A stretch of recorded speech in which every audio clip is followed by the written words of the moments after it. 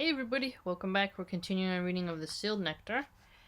Alright, let's dig in. We are on page 612, and then this paragraph is titled, The Return of Abu Jandal. It was during this time, while the treaty was being written, that Abu Jandal, Suhail's son, appeared on the scene. He was brutally chained and was staggering with hardship and exhaustion. The Prophet, peace be upon him, and his companions were moved to pity and tried to secure his release, but Suhail was unyielding and said, "To signify that you are faithful to your contract, an opportunity has just arrived." The Prophet, peace be upon him, said, "But the treaty is not signed when your son entered the camp." Upon this he burst forth and said, "But the terms of the treaty were agreed upon." It was indeed an anxious moment. Interesting. Okay, here we go. On the one hand, Abu Jandal, I keep almost wanting to say Abu Jahal because it's so similar, was lamenting at the top of his voice, "Am I to be returned to the polytheists that they might entice me from my religion, O Muslims?" But on the other hand, the faithful engagement was also considered to be necessary. Above all other considerations, the Prophet's heart was filled with sympathy, but he wanted to honor his word at all costs. He consoled Abu Jandal and said, "Be patient. Resign yourself to the will of Allah." Oh, to resign yourself. That's a very beautiful way to say it. When you resign, as in you are letting someone else take the control and move forward, right? Allah is going to provide for you and your helpless companions relief and means of escape. We have concluded a treaty of peace with them, and we have taken the pledge in the name of Allah. We are, therefore, under no circumstances prepared to break it. Umar bin al-Khattab could not help giving vent to the deep-seated anguish of his heart. He rose to his feet, uttering words implying deep hatred and extreme anger, and provided chance to Abu Jandal to grab his sword and kill Suhail. But the son spared his father. However, in silent resignation, Abu Jandal was taken away with his chains. Dang, that's a tricky position to be placed in when you have to turn against your own father in that way. When the peace treaty had been concluded, the Prophet, peace be upon him, ordered his companions to slaughter their sacrificial animals, but they were too depressed to do that. The Prophet, peace be upon him, gave instructions in this regard 3 times, but with negative responses. Wow, so their spirits must be really down.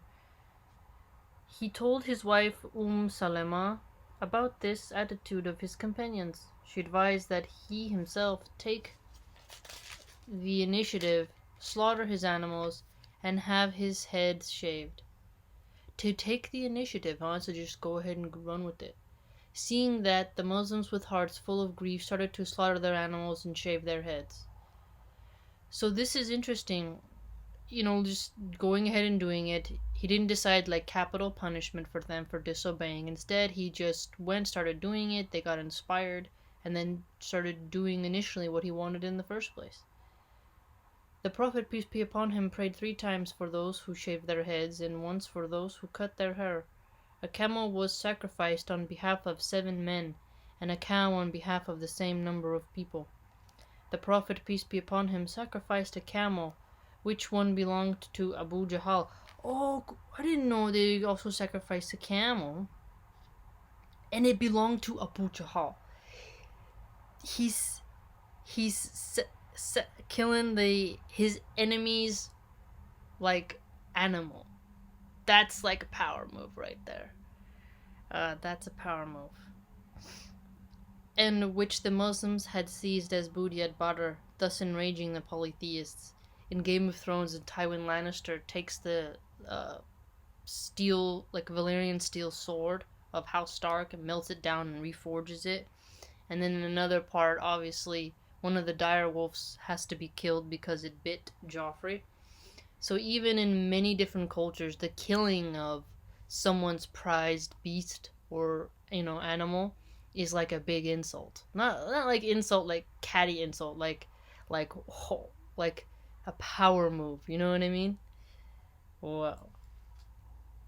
thus enraging the polytheists. During Al-Hudaybiyah campaign, the Prophet, peace be upon him, permitted Ka'b bin Ujra, who was in the state of Ihram, the sacred state of pilgrimage, for Umrah, lesser pilgrimage, to shave his head due to illness, on the condition that he will pay compensation by sacrificing a sheep, or fasting for 3 days, or feeding 6 needy persons.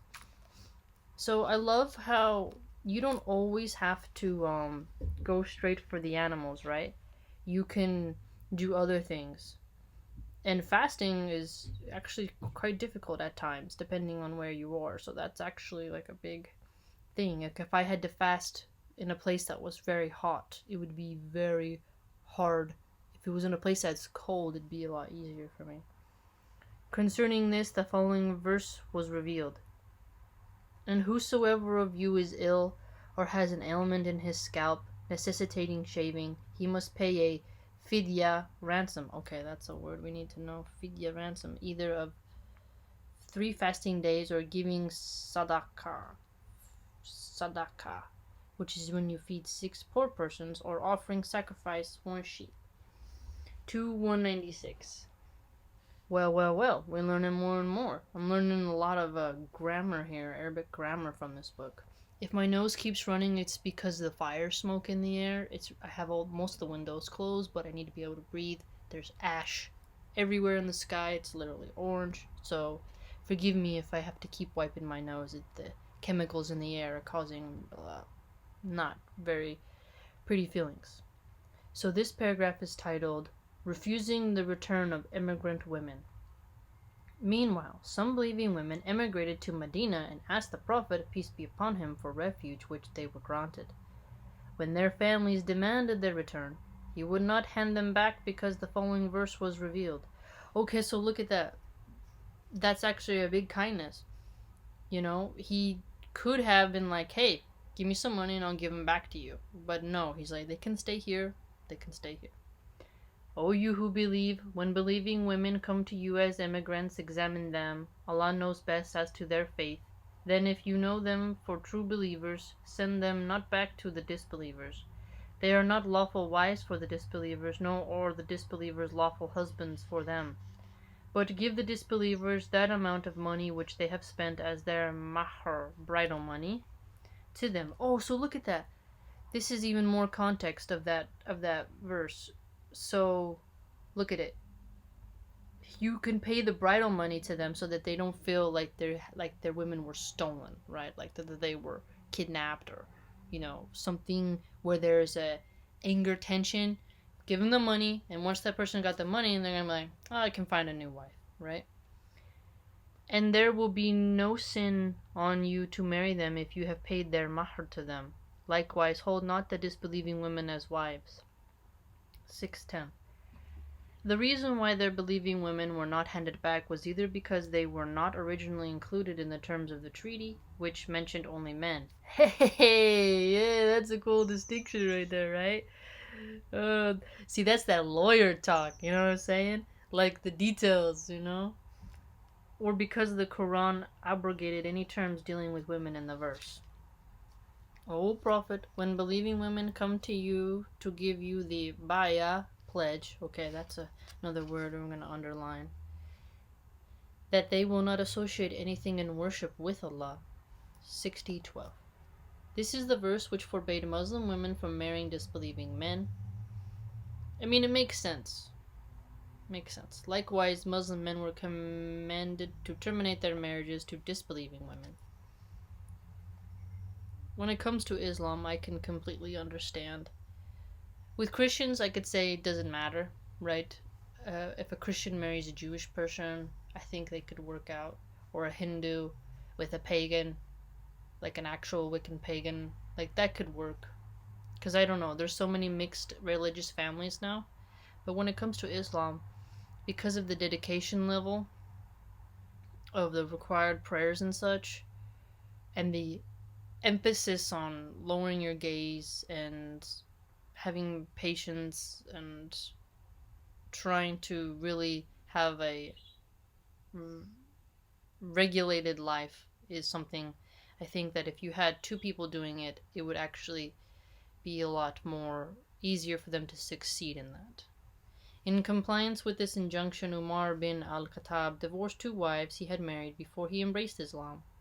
Muawiyah married first woman and Safwan bin Umayyah married the second. Wow, so look at that. He was willing to give up the two wives he had. I mean, how many men would give up two wives?